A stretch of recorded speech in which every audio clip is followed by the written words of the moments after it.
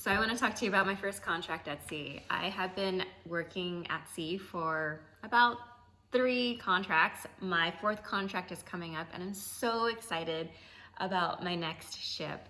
But my first contract was quite an experience.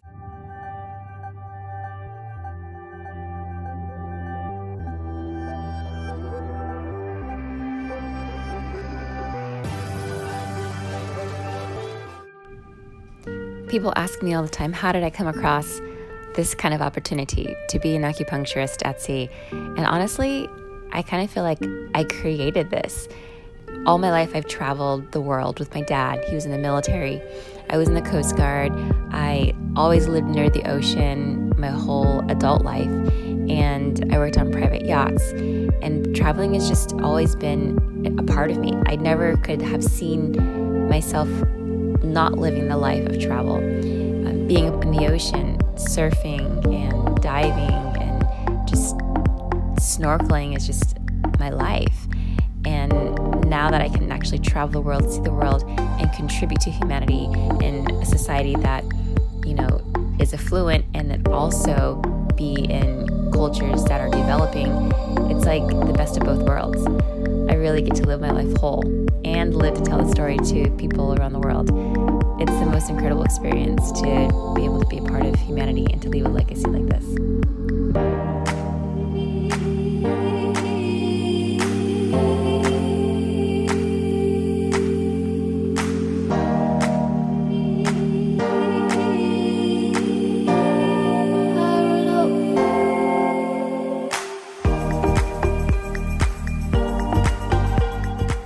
I'm so exhausted. We're in New York right now and there is just like a bunch of commotion going on. Most late.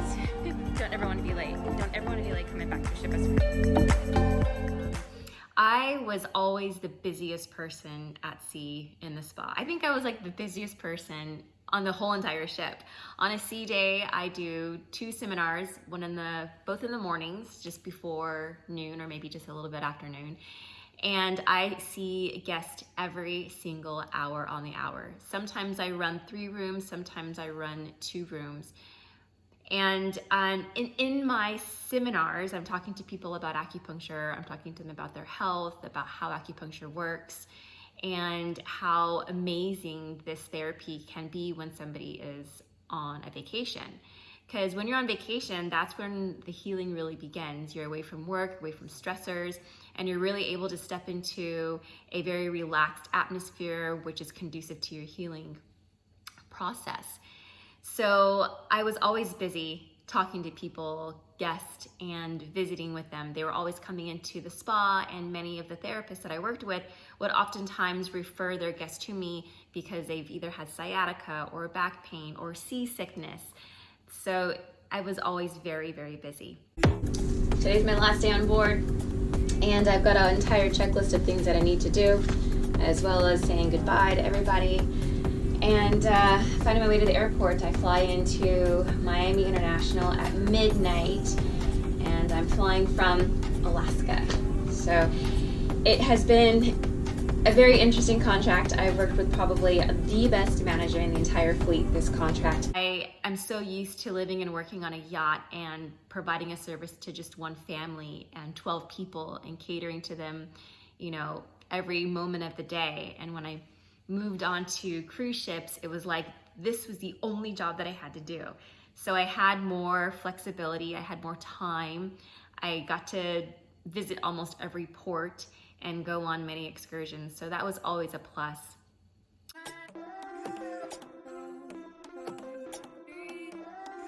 One part of the ship that guests don't get to see is the M1, or sometimes it's called the I-95.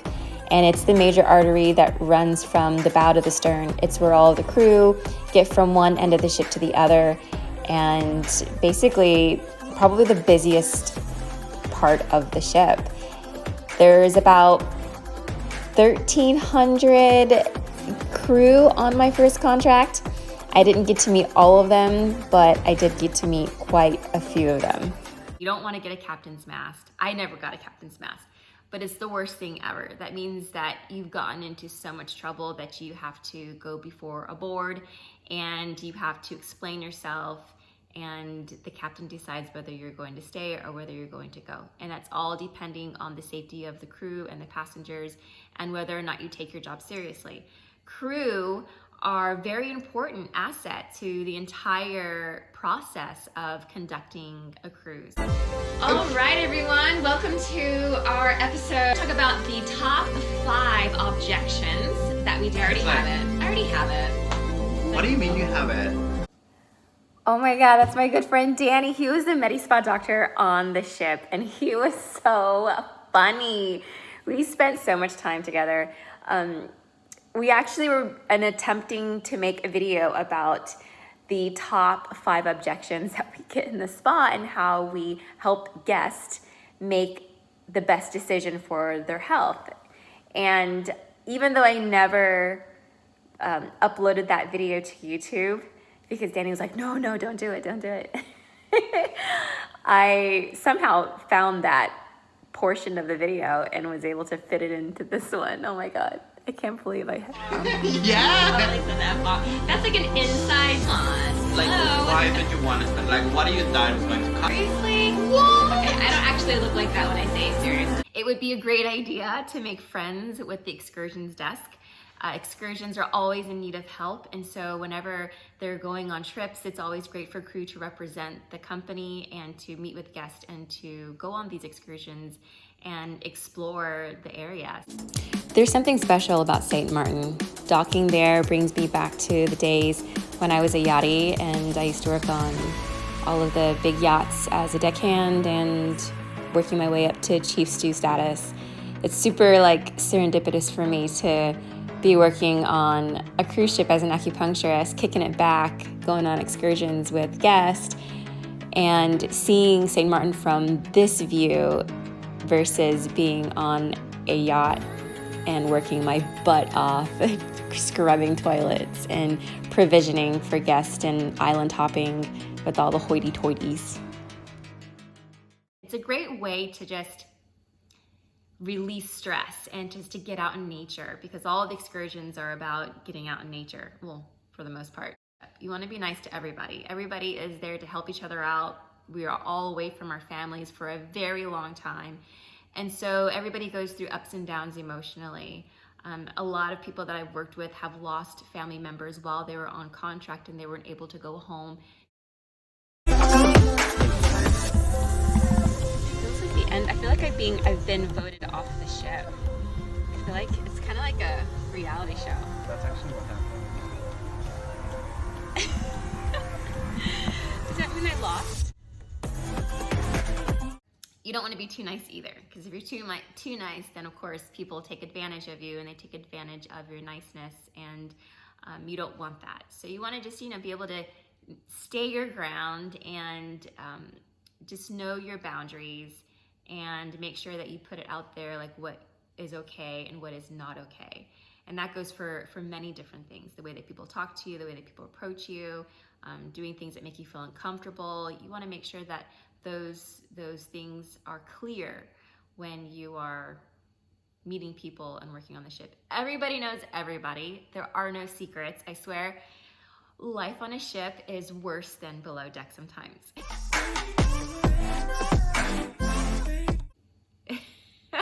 So many crazy stories. It would, making friends with the captain and the hotel director are like the best things you can do for yourself. If you're ever working on a ship, you always want to say hello to the captain and the hotel director. It's always a good idea to know who the deck officers are, and it's always a very good idea to know your job during drill, knowing all the questions that the Coast Guard might ask you, which I kind of have a one-up because I was in the Coast Guard, which is kind of cool. But, safety is important, and when they know you by first name and you know them by first name, there's a level of respect there. She's my favorite. I just know that. You're the greatest. This is on? Yeah. Yes. The bougiest bitch. The bougie. Good shit, life. Good luck. This is also a wake-up call for our crew. Many of them are planning a day off today, and I do apologise. But as such, we're we're in the process of arranging a full sea day activity for the vessel. So we'll be Oh, I totally remember that day, but that was not on the New Amsterdam. That was on another ship.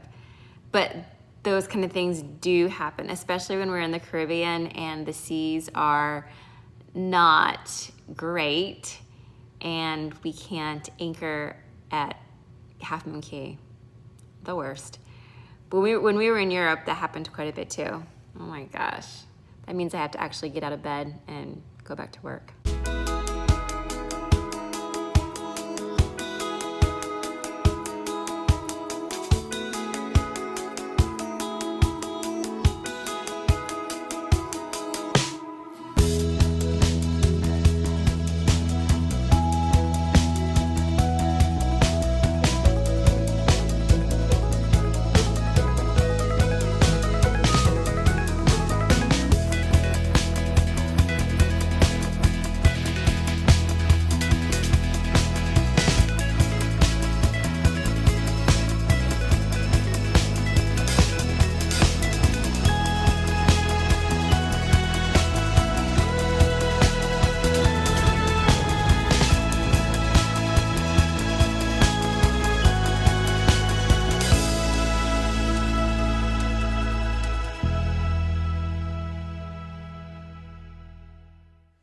So yeah, I'm reminiscing, but I never really told you about my life at sea and my first contract. So I thought, what a convenient time to do that.